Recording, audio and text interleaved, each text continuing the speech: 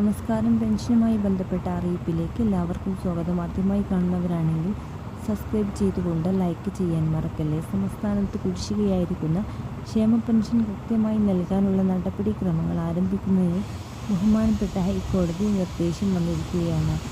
സാധാരണ ജനങ്ങൾക്ക് കുടിശ്ശികയായിരിക്കുന്ന ആനുകൂല്യം നൽകണമെന്നും ഇപ്പോൾ ഹൈക്കോടതി നിർദ്ദേശിക്കുകയും ചെയ്തു.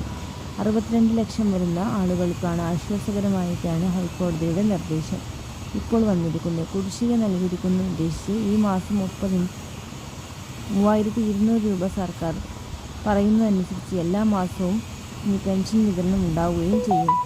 കുടിശ്ശികയായിരിക്കുന്ന പെൻഷൻ 4800 രൂപ എല്ലാവരുടെയും അക്കൗണ്ടുകളിലേക്കും കൈകളിലേക്കും ലഭിക്കുന്നതാണ്. ജൂലൈ 23-ന് ബജറ്റുള്ളത്.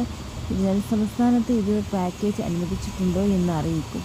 പാക്കേജ് ഉണ്ടെങ്കിൽ നിലവിൽ നമുക്ക് ലഭിക്കാനുള്ള ആനുകൂല്യങ്ങൾ വളരെ പെട്ടെന്ന് തന്നെ അക്കൗണ്ടുകളിലേക്കും എത്തുന്നതാണ്.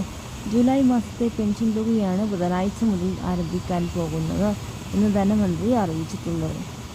പൂർത്തിയാക്കി എല്ലാ ജനങ്ങൾക്കും അക്കൗണ്ടുകളിലേക്കും കൈകളിലേക്കുമാണ് എത്തിച്ചേരുന്നത്. മസ്തിയും പൂർത്തിയാക്കി എല്ലാവർക്കും തന്നെ എമൗണ്ട് ലഭിക്കുന്നതാണ്.